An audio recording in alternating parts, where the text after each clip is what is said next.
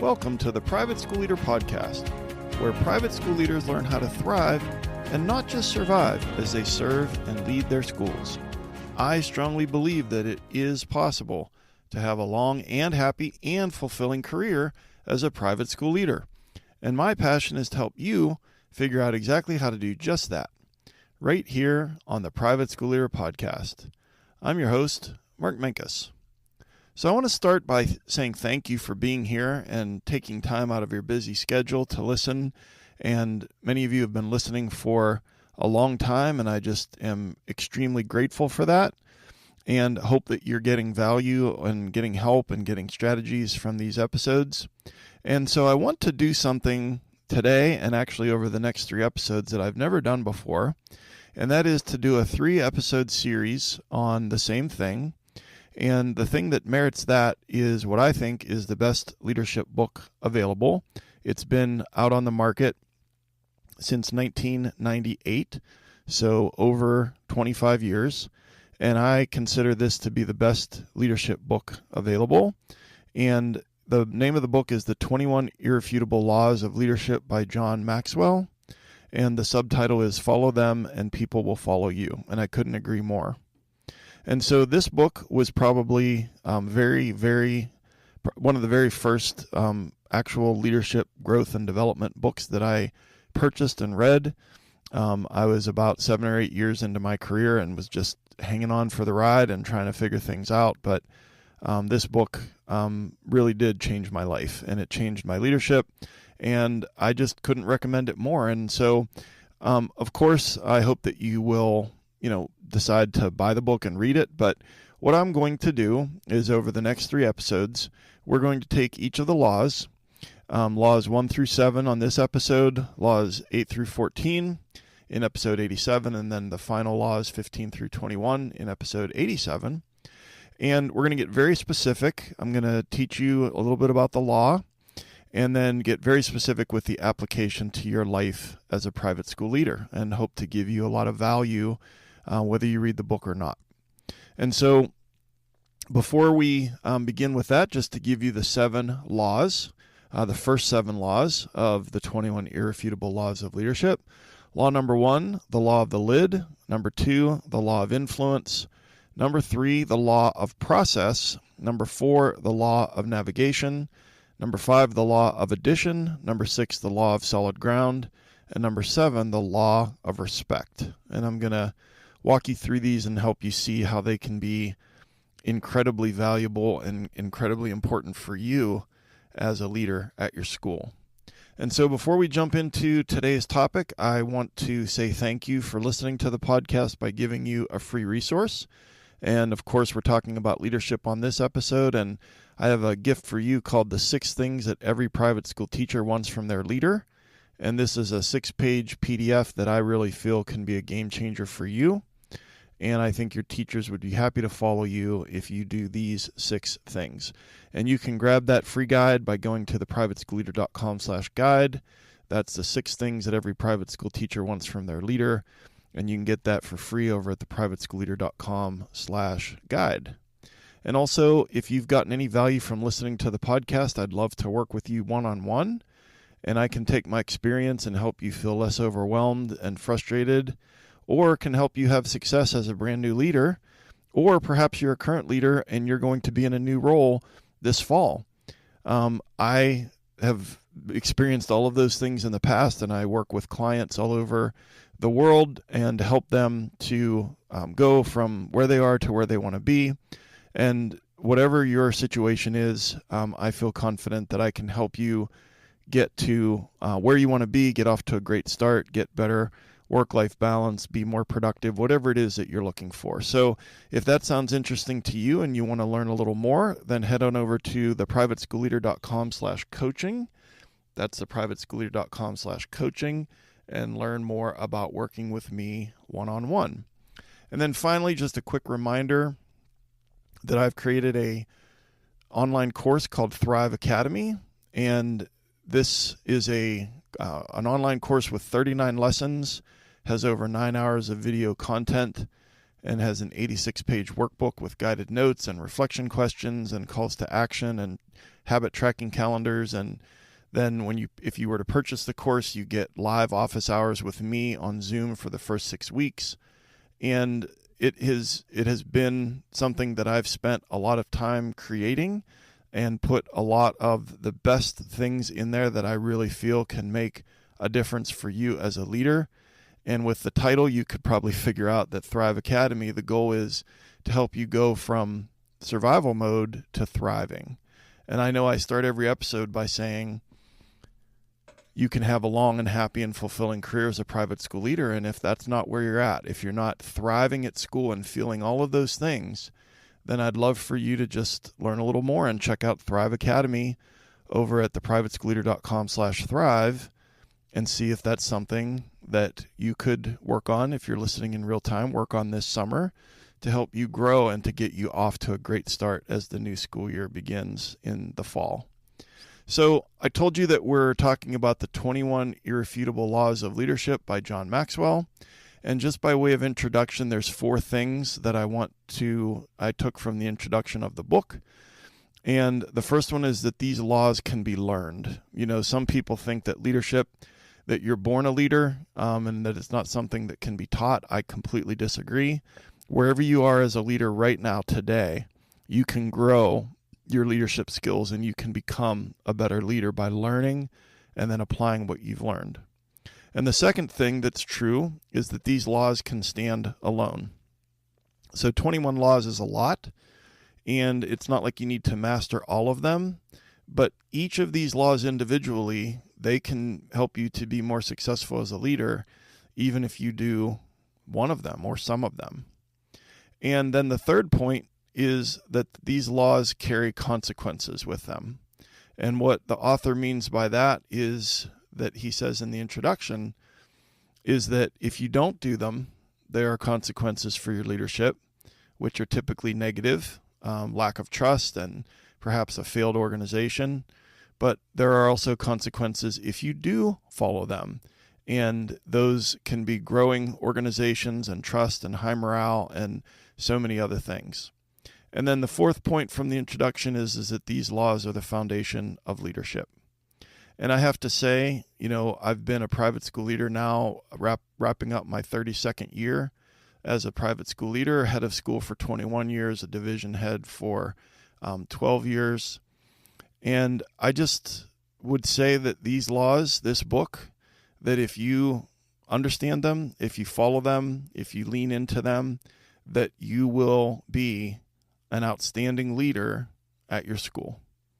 So I give it my highest recommendation. So let's get into it. Let's talk a little bit about these laws. So law number one is the law of the lid.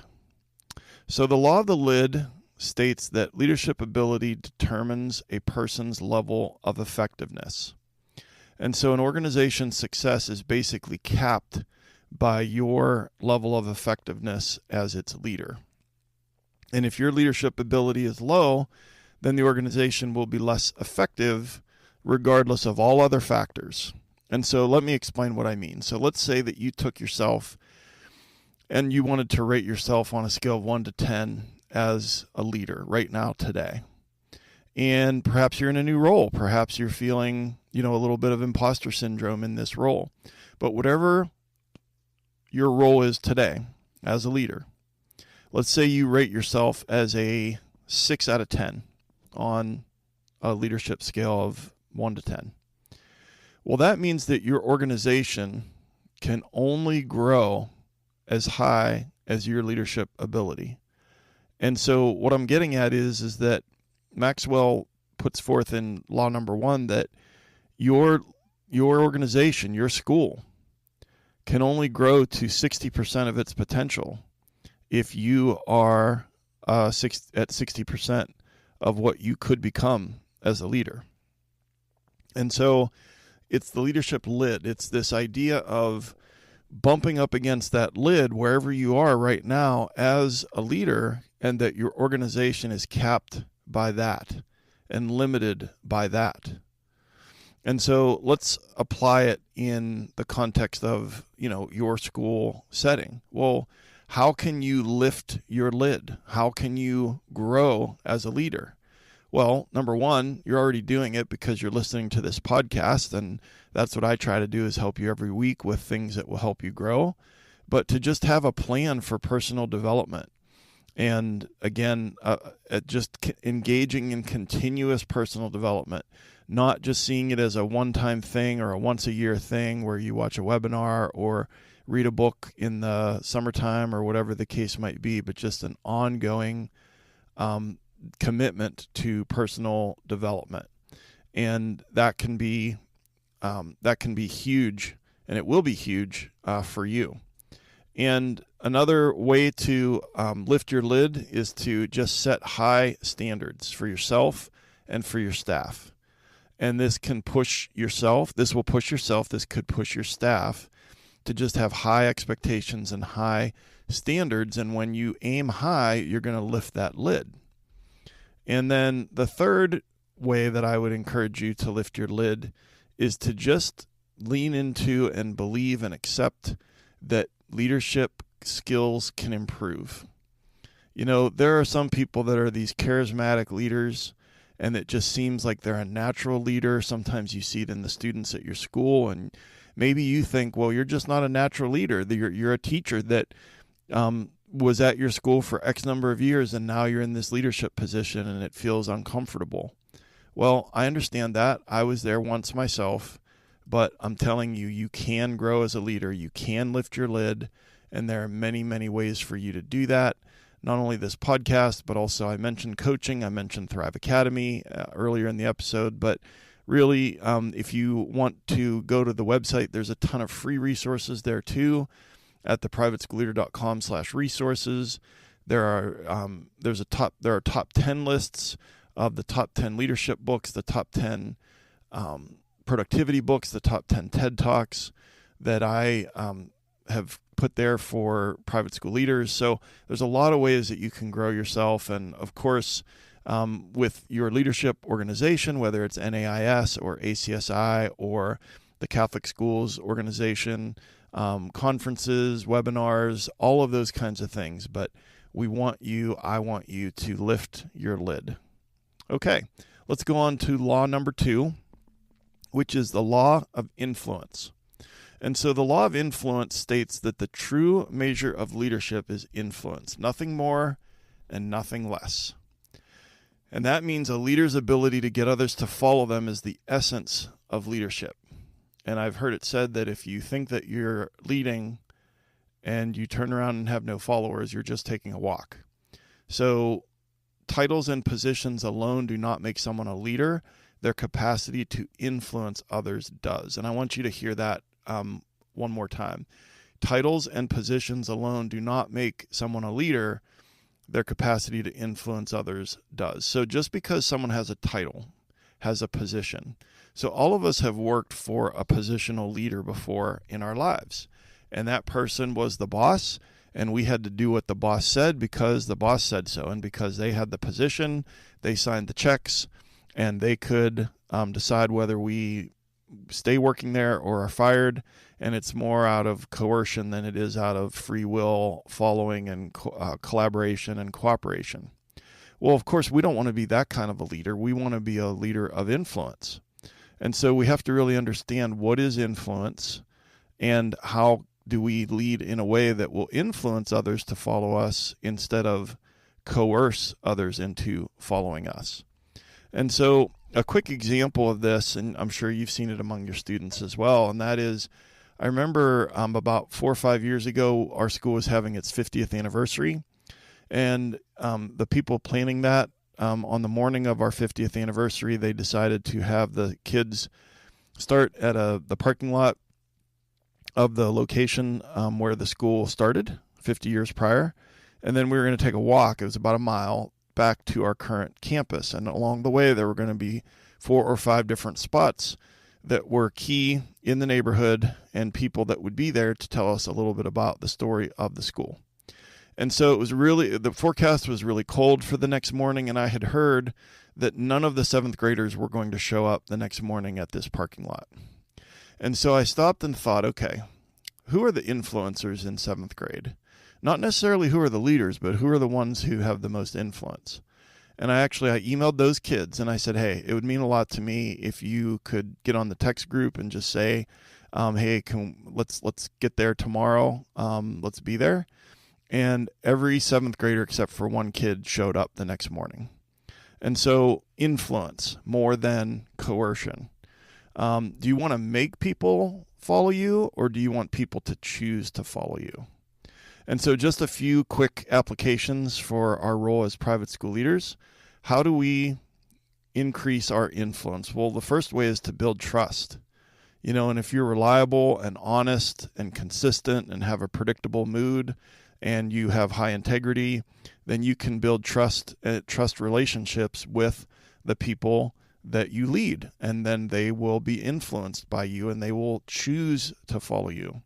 And to just take that the next step then is to take your character traits that I just talked about and then to really invest in developing those strong relationships with the teachers, with the staff members, with the parents.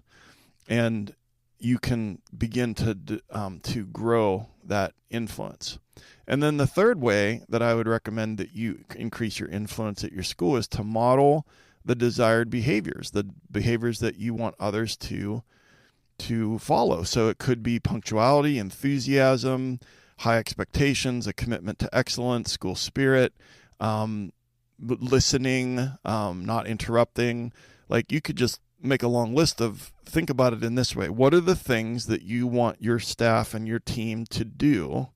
And then make sure that you're modeling those things. And if you're consistently modeling that, people are going to see that and they're going to be influenced by that and they're going to want to follow that. No one wants to follow a hypocrite. No one wants to, if you're telling people to get there on time and you're late 2 days a week, they're going to just roll their eyes. And so I think that the 3 ways to increase your influence are to build trust, develop relationships, and then model those desired behaviors. And that brings us to law number 3, and that is the law of process. So the law of process states that leadership develops daily, not in a day. And what that means is that in order to become an effective leader, it's a gradual, ongoing process that's going to take a long time, and it involves continuous learning, gaining experience, and then improving a little bit by little bit by little bit over time. And true leadership is not achieved overnight. It requires dedication and persistence and effort and stamina. And the final analogy that I want to give about law of process is it's more like the stock market than it is a lottery ticket. And what I mean by that is like, okay, so you buy a lottery ticket and let's say it happens to win, you're an overnight success. All of a sudden you have all this money. But we know that the data shows that if you invest money in certain high performing stocks and you just kind of leave it there and it's there for a long period of time, that the return on the investment is almost always going to be excellent. And so it's all about the little bits of growth and putting in the work and then multiplying that by time. And so what are some ways that we can do that as private school leaders? Well, of course, continual professional development. We already talked about that. Goals is key here. You have to have some short-term and some long-term goals for yourself and for your school. Being a strategic leader, a strategic thinker, and having a strategic plan. But, you can't just hope to get through the day, hope to get through the school year, and then hope to get through the summer to get ready for the next school year, and then hope to get through that school year. That's not going to grow you as a leader. Yeah, you will pick up experience along the way, but you are going to keep making the same mistakes and keep experiencing the same pain year after year, but you can grow. You can grow, you can grow, you can grow. And so, again, just a lot of it is just even applying these laws of leadership that you're hearing over these next 3 episodes. And if you do that and you do it consistently, it's going to be a huge, huge game changer for you as far as your leadership. And so the law of process just means that you acknowledge that effective leadership is cultivated over time And that's through dedication and consistent effort and a commitment to growth. And this approach will improve your ability, but it actually also fosters a culture of continued improvement within your school. And so the law of process. Okay, so we've covered 3 laws so far. Number 1, the law of the lid. Number 2, law of influence. Number 3, the law of process. And that brings us to law number 4, the law of navigation. And so there's a quote by Leroy Imes that I'd like to share with you, and it says, "The leader is one who sees more than others see, sees farther than others see, and sees sooner than others see." And the law of navigation, these are John Maxwell's words. He says that anyone can steer the ship, but it takes a leader to chart the course. Anyone can steer the ship, but it takes a leader to chart the course. So the law of navigation, are you the navigator for your school? Are you charting a course, or are you just hanging on for dear life to the wheel, at the wheel to steer the ship? And I get it. Like, I've been there where I've just been hanging on for dear life, and we're just trying to get from crisis to crisis. But if we want to be effective leaders for the long term, we have to chart the course. And that means that not only do we have a vision for where we want to go, but we have a plan to prepare our people and to get them there. You know, they're looking to us to be the visionary, to be the one who has the plan, who has the vision. And we talk about buy-in sometimes and things of that nature. And it's like, you know what? No one's going to buy into a plan that is, okay. What I'm getting at here is that inspirational language and pep talks and those kind of pregame speeches and things like that, those work, but they only work for a little bit of time, and a small period of time. What is required in order for our schools to grow and to grow consistently over time is for us to have a plan and for us to have a vision, and then to operationalize that vision. To think about our preferred future for our school 5 years down the line. What does it look like with with enrollment? What does it look like with staff development, staff retention? What does it look like as far as outcomes with academic outcomes? What does the sports program look like? What do facilities look like 5 years from now? And then how do you reverse engineer that? What are the obstacles? You anticipate the obstacles. You understand the terrain, and you ensure that your team is ready for the journey. That is the law of navigation. And so just a couple of quick things then to have you implement this, to have you grow in this area, to have this be a strength for you at your school. I've touched on them a little bit. Have a clear vision and mission and articulate that often for your team. And then create a strategic plan. You have to have a plan, and that can be a SWOT analysis: strengths, weaknesses, opportunity, threats. If you've never done a SWOT analysis before, you could literally Google SWOT and see some models for some worksheets for just that's a good place to start. And then also I like that practice of just setting aside some time and getting a blank piece of paper and just start thinking about your school 5 years down the line and start describing that preferred future. And then take those things and then start to reverse engineer them. Well, what do I need to do this year and next year for those goals to be achieved in year 5? And then anticipating challenges, anticipating those obstacles so that they don't become things that grind the progress to a halt. So you're the one who's responsible for charting the course, aiming the school in the right direction, that you're that person that's going to enter the destination in the GPS and then guide it each step along the way, and then make sure your people are empowered and equipped to handle that journey effectively.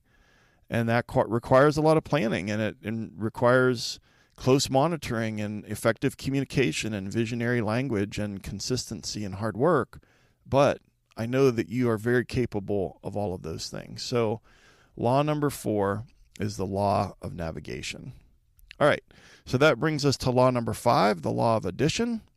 And the law of addition states that leaders add value by serving others. And if you've listened to this podcast before, you know that servant leadership is my preferred leadership style, and that if we add value and have a mindset of serving first and leading second, I end every episode by saying always remember to serve first, lead second, and make a difference. The law of addition is all about serving. And so effective leaders focus on adding value to the people that they lead, enhancing their lives and helping them grow. And you're like, okay, well, that makes sense. I get that. But you'd be surprised at how many leaders, and maybe you've worked for a leader like this before, where they felt like their focus was on micromanaging, making sure that people followed the rules, and trying to catch people when they mess up and then give them that negative feedback.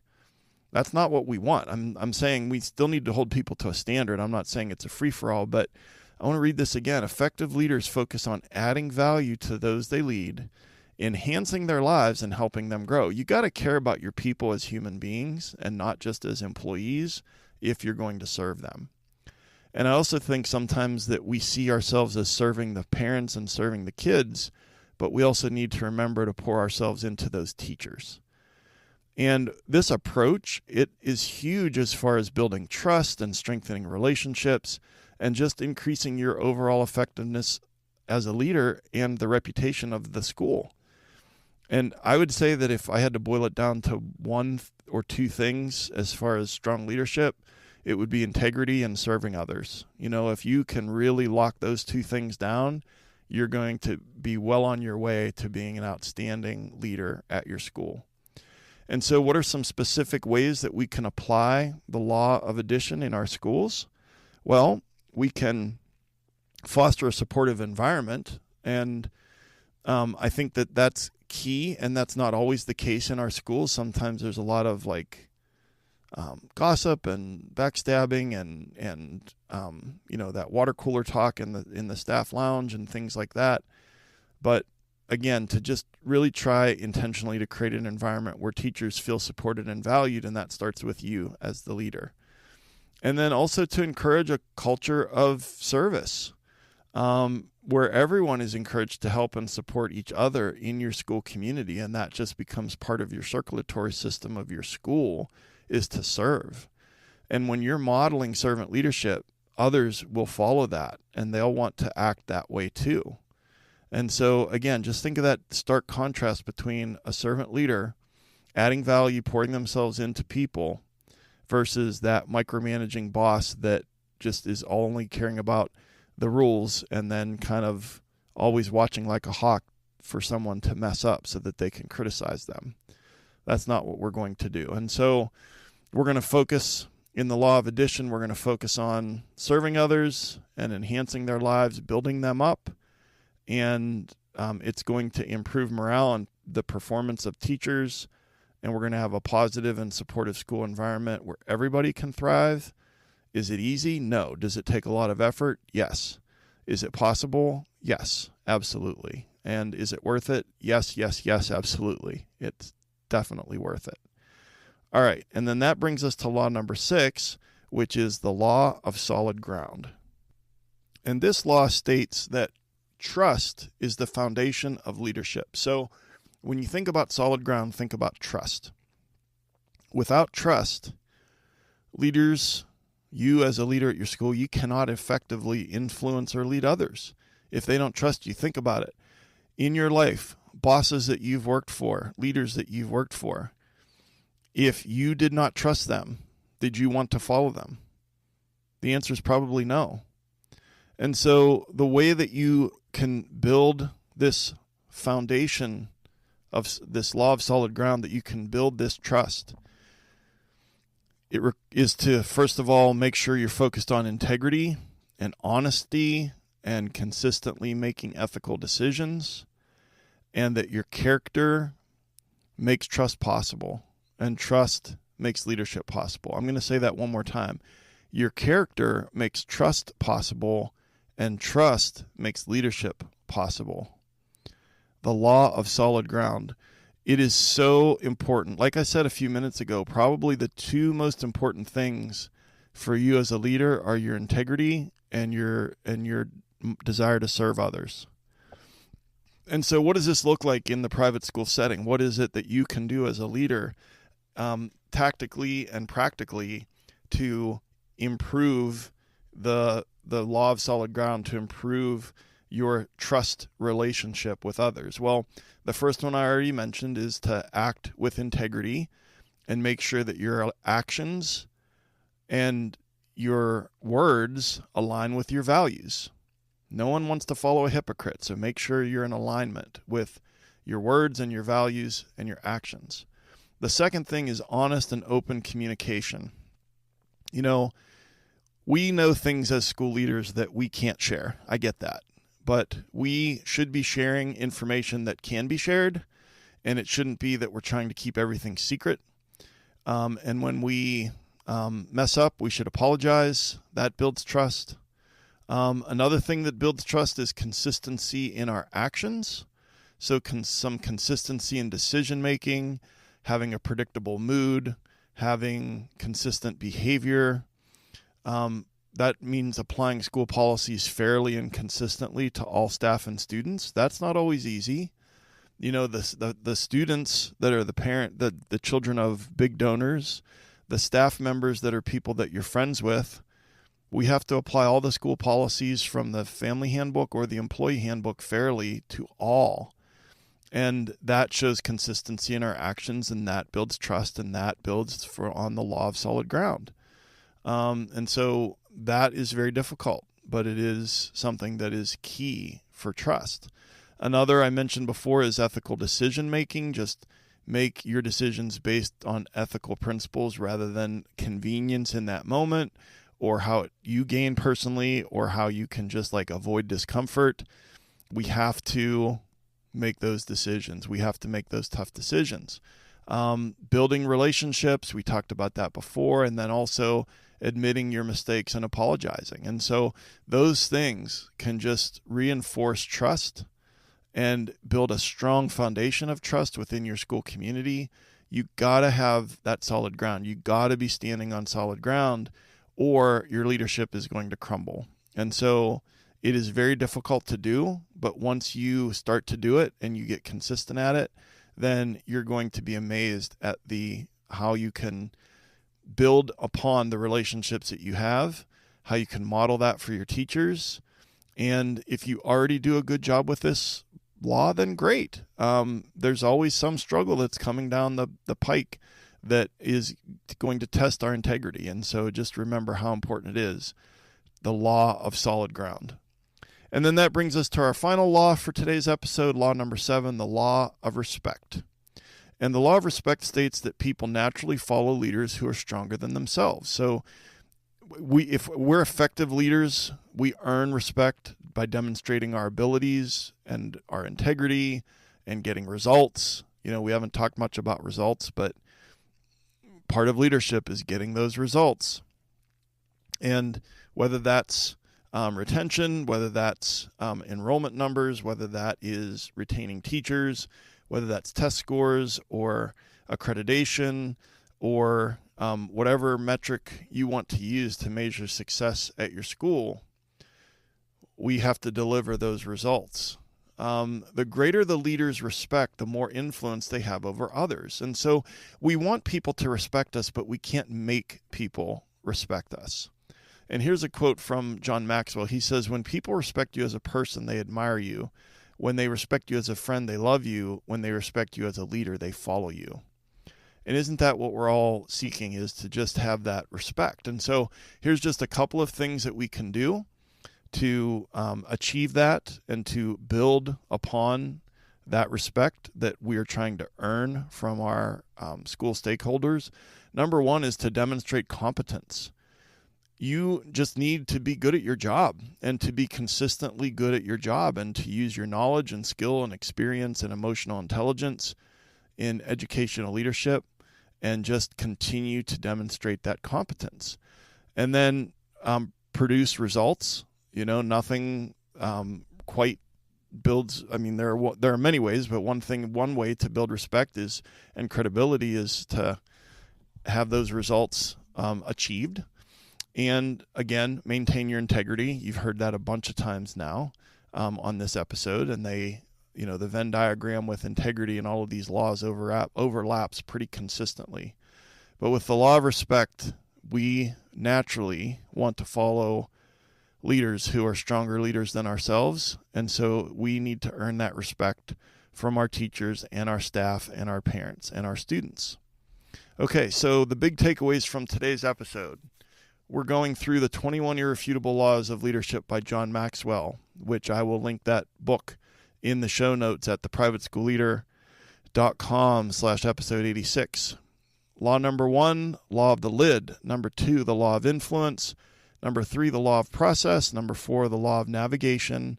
Number 5, the law of addition. Number 6, the law of solid ground. And number 7, the law of respect. And so your call to action this week is to pick one law from this episode and take 15 minutes this week to take action on how you're going to apply it in your school and in your life. Okay, so let's wrap it up. I want to share another free resource with you. This is a 9-page PDF called How to Use Verbal Judo to Have Better Conversations with the Parents at Your School. And verbal judo is a communication strategy that Dr. George Thompson has trained over 200,000 law enforcement officers on how to de-escalate conflict and resolve disputes. And what I did was I took the main strategies from the book Verbal Judo, The Gentle Art of Persuasion, and applied them to you as a private school leader and how to have better conversations with parents at your school. And so you can get that free guide at theprivateschoolleader.com/judo, theprivateschoolleader.com/judo. And if you're listening to this in real time, it's around the beginning of June, and your summer has either started or is about to begin sometime later this month. And maybe you have a little more time. And if you want to have a great start to the school year, again, I'd love to work with you one-on-one as your coach. And you can learn more about that at theprivateschoolleader.com/coaching. Or perhaps you want to learn at your own pace in an online class, and you can check out Thrive Academy over at theprivateschoolleader.com/thrive. I'd love to hear from you. My email address is mark.o.minkus@gmail.com. And a new episode comes out every week. And wherever you get your podcasts, if you would please write a review and rate the podcast, it helps the algorithm push out the podcast as suggested content to leaders all over the world. As mentioned before, I'll link the note, or I will link for the book in theprivateschoolleader.com/episode 86. That's where you can find the show notes. And you can connect with me on Instagram at the Private School Leader, or on Twitter at the PS Leader. And if you got value from this episode, please just forward the link to another school leader in your life, or an aspiring leader at your school. And I've been your host, Mark Minkus. I just want to say I appreciate you and all the amazing and hard work that you do at your school. And just thank you again so much for taking some of your precious time out of your busy week to join me here today. And I'll see you next time right here on the Private School Leader Podcast. And until then, always remember to serve first, lead second, and make a difference.